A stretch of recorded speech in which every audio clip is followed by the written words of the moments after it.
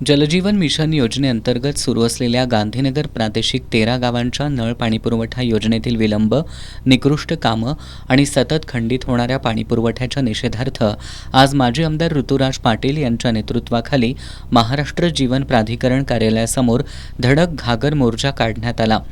रखडलेल्या कामाविरोधात संतप्त झालेल्या महिलांनी रस्त्यावर उतरत 343 कोटींच्या योजनेचं काम 4 वर्षांनंतरही अपूर्णच असल्यानं महिलांनी संताप व्यक्त केला.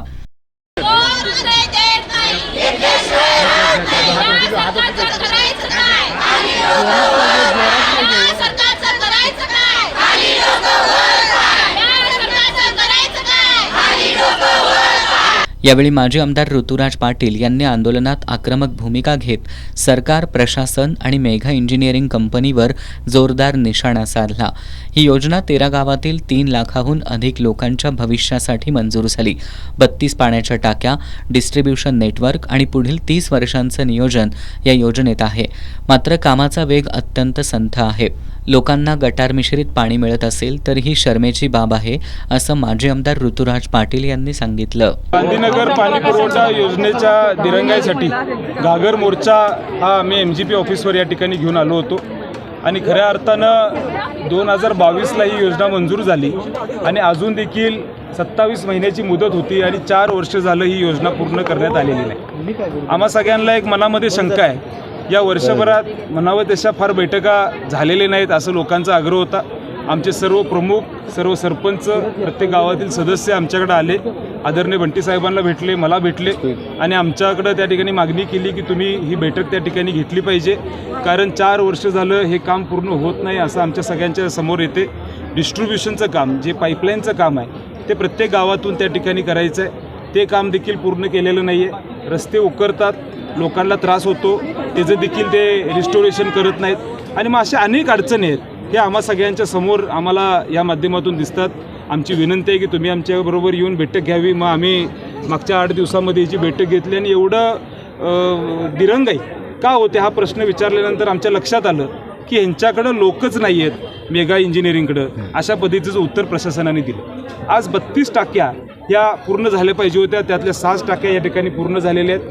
अनेक ठिकाणी पाईपलाईनचं काम रखडलेलं आहे आणि मग हे काम का रखडले हा प्रश्न विचारल्यानंतर प्रत्येक वेळी गोड बोलायचं आणि कारणं काढायची अशी शंका आमच्या मनामध्ये येते. पण आम्हाला एक शंका आली, म्हणलं ह्याच्यावर काय राजकारण होते का?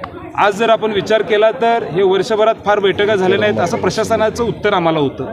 जलजीवन मिशन योजनेचा श्रेय आम्हाला नको, तुम्ही नारळ फोडा, मात्र 13 गावातील 3 लाख जनतेला पाणी मिळालं पाहिजे अशी ठाम भूमिका पाटील यांनी मांडली.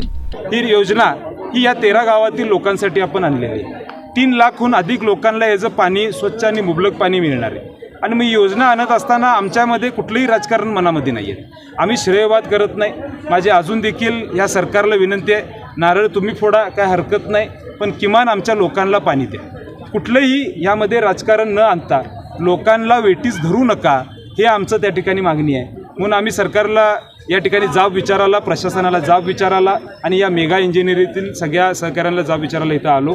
त्यांनी आम्हाला सांगितले 2027 जूनपर्यंत हा प्रकल्प पूर्ण होईल. आम्हाला अजून देखील मनामध्ये शंका आहे, लेखी दिलेला आहे त्यांनी, पण मनामध्ये शंका आहे. ही जी बैठक वरच्यावर आदरणीय बंटी साहेबांच्या नेतृत्वाखाली आम्हा सगळ्यांना घ्यावी लागेल, कारण ह्यांच्या मागं लागल्याशिवाय काम पूर्ण होणार. यावेळी ऋतुराज पाटील यांनी मेघा इंजिनिअरिंग कंपनीवर गंभीर आरोप करत कंपनी आणि सरकारच्या संबंधांवरही प्रश्नचिन्ह उपस्थित केलेत. मेघा इंजिनिअरिंग कंपनीनं लाखो रुपयांचं इलेक्टोरल बॉन्ड भाजपला दिलेत, त्यामुळे सरकार त्यांच्या मागं उभा आहे.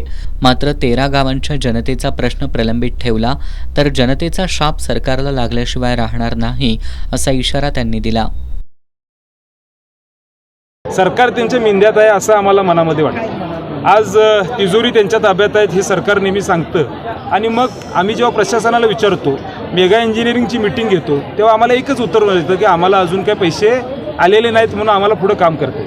हे दरवेळी सरकार आम्हाला खोटं का बोलतं की आम्ही सगळ्यांना पैसे देतो.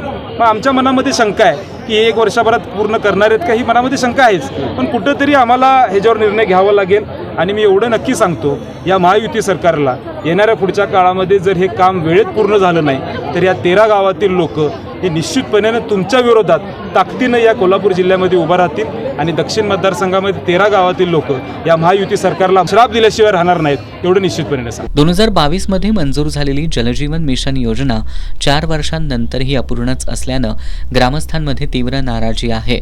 हजारो कोटींची कामं घेणाऱ्या कंपनीला 13 गावांचा पाण्याचा प्रश्न सोडवता येत नसेल तर भविष्यात जनतेच्या आक्रोशाला सामोरं जावं लागेल असा इशारा देत माजी आमदार ऋतुराज पाटील यांनी सरकारला ठणकावलं.